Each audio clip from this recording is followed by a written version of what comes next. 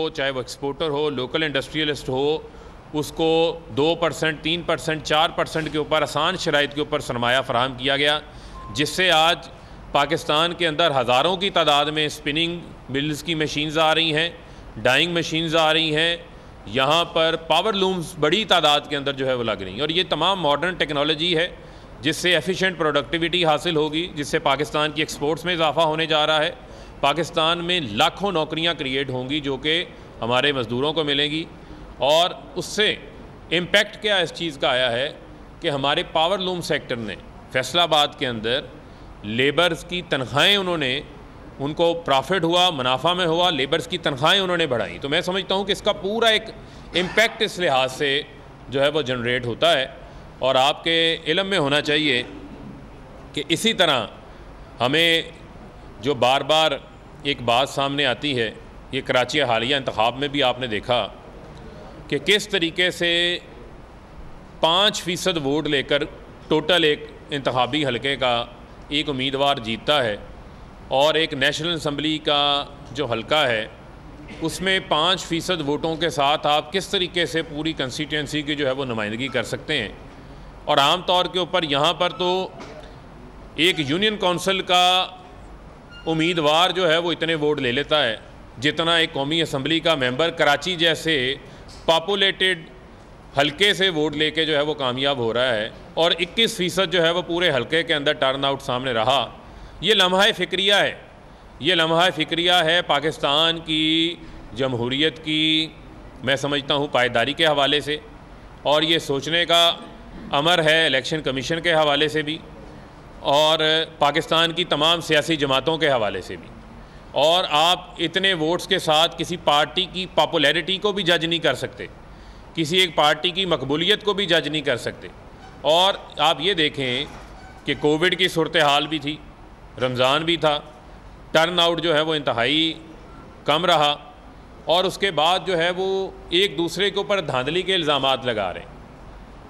यानी कि PMLN peoples party के ऊपर इल्ज़ामात लगा रही है, और पीपल्स पार्टी जो है वो PMLN को डस्का की कहानियाँ जो है वो याद करवा रहे हैं। तो बजाय एक दूसरे के ऊपर इल्ज़ाम तराशियों के, हम इनको बारहा ये नादान दोस्तों को समझाने की कोशिश कर रहे हैं कि आप आपस में जो लड़ना चाहते हैं वो लड़ते रहें। हमें पता है कि आपके दिलों में एक दूसरे के लिए मुनाफ़कत बढ़ी हुई है, वो काम आप जारी रखें। लेकिन अगर आपको खिदमत करना चाहते हैं पाकिस्तान की जमहूरियत के लिए, तो आपको इलेक्शन रिफॉर्म्स की तरफ आना पड़ेगा, जिसकी बारहा वज़ीर आज़म इमरान खान साहब जो है उसके ऊपर ज़ोर दे रहे हैं, उसके लिए कोशिश कर रहे हैं। और पाकिस्तान का जो मुस्तकबिल है वो ई वोटिंग के साथ मुंसलिक है। और आप ये देखें कि ई वोटिंग पूरी दुनिया के अंदर बहुत सारी जगहों के ऊपर अब ये निज़ाम चल रहा है।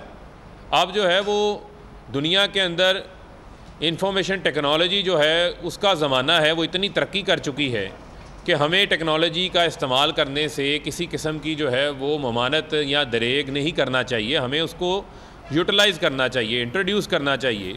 शोर क्या मच रहा है जी? इस वक्त देख रहे हैं फैसलाबाद में वज़ीर मुमलिकत इंडस्ट्रियलिस्टों को, चाहे वो एक्सपोर्टर हो, लोकल इंडस्ट्रियलिस्ट हो, उसको 2%, 3%, 4% के ऊपर आसान शराइत के ऊपर सरमाया फ़राहम किया गया, जिससे आज पाकिस्तान के अंदर हज़ारों की तादाद में स्पिनिंग मिल्स की मशीन्स आ रही हैं, डाइंग मशीन्स आ रही हैं, यहाँ पर पावर लूम्स बड़ी तादाद के अंदर जो है वो लग रही हैं। और ये तमाम मॉडर्न टेक्नोलॉजी है जिससे एफिशिएंट प्रोडक्टिविटी हासिल होगी, जिससे पाकिस्तान की एक्सपोर्ट्स में इजाफ़ा होने जा रहा है।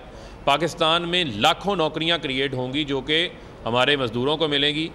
और उससे इम्पेक्ट क्या इस चीज़ का आया है कि हमारे पावर लूम सेक्टर ने फैसलाबाद के अंदर लेबर्स की तनख्वाहें उनको प्रॉफिट हुआ, मुनाफा में हुआ, लेबर्स की तनख्वाहें उन्होंने बढ़ाई। तो मैं समझता हूँ कि इसका पूरा एक इम्पेक्ट इस लिहाज से जो है वो जनरेट होता है।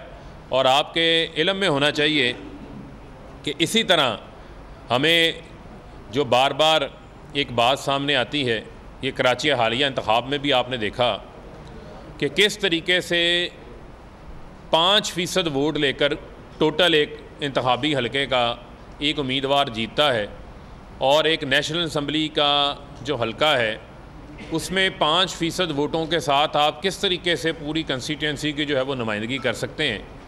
और आम तौर के ऊपर यहाँ पर तो एक यूनियन काउंसिल का उम्मीदवार जो है वो इतने वोट ले लेता है जितना एक कौमी असम्बली का मेंबर कराची जैसे पॉपुलेटेड हलके से वोट लेके जो है वो कामयाब हो रहा है। और 21% जो है वो पूरे हलके के अंदर टर्न आउट सामने रहा।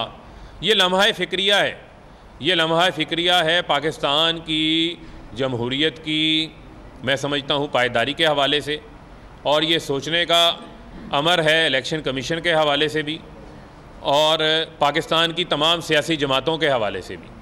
और आप इतने वोट्स के साथ किसी पार्टी की पॉपुलैरिटी को भी जज नहीं कर सकते, किसी एक पार्टी की मकबूलियत को भी जज नहीं कर सकते।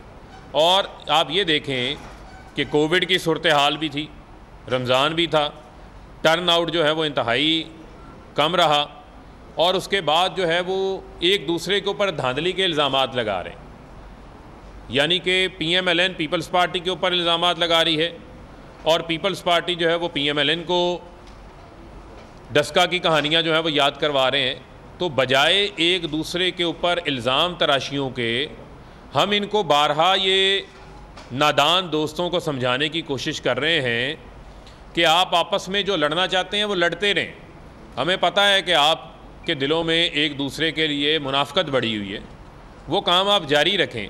लेकिन अगर आपको खिदमत करना चाहते हैं पाकिस्तान की जमहूरियत के लिए तो आपको इलेक्शन रिफॉर्म्स की तरफ आना पड़ेगा, जिसकी बारहा वज़ीर आज़म इमरान खान साहब जो है उसके ऊपर ज़ोर दे रहे हैं, उसके लिए कोशिश कर रहे हैं।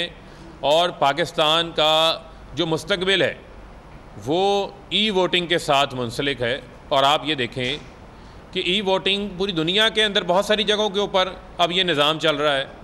अब जो है वो दुनिया के अंदर इंफॉर्मेशन टेक्नोलॉजी जो है उसका ज़माना है, वो इतनी तरक्की कर चुकी है कि हमें टेक्नोलॉजी का इस्तेमाल करने से किसी किस्म की जो है वो ममानत या दरेग नहीं करना चाहिए, हमें उसको यूटिलाइज़ करना चाहिए, इंट्रोड्यूस करना चाहिए। शोर क्या मच रहा है जी? इस वक्त देख रहे हैं फैसलाबाद में वज़ीर मुमलिकत ए नूरे खुदा नूरे बसीरत की तलब है, रमज़ान का सदका तेरी रहमत की तलब है, मख्फी हैं इसी माह में रहमत के करीने, गर्दाब से निकले हुए बख्शिश के सफीने, गोया है तेरे इश्क में हम सब बराबर, मजलिस को तू गुलदस्ता फिरदौस बना दे, रिंदों को सनाए शहलौलाक पिला दे, तू शम्मे कलम को यदे बैज़ाई अता कर, बच्चों को तो इफ्तार में तस्नीम अता कर।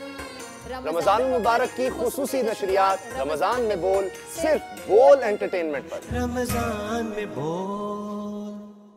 ए नूरे खुदा नूरे बसीरत की तलब है, रमज़ान का सदका तेरी रहमत की तलब है, मख्फी हैं इसी माह में रहमत के करीने, गर्दाब से निकले हुए बख्शिश के सफीने, गोया है तेरे इश्क में हम सब बराबर, मजलिस को तू गुलदस्ता फिरदौस बना दे, रिंदों को सनाए शहलौलाक पिला दे, तू शम्मे कलम को यदे बैज़ाई अता कर, बच्चों को तो इफ्तार में तस्नीम अता कर। रमजान मुबारक की खुसूसी नशरियात रमजान में बोल, सिर्फ बोल एंटरटेनमेंट पर। रमजान में बोल।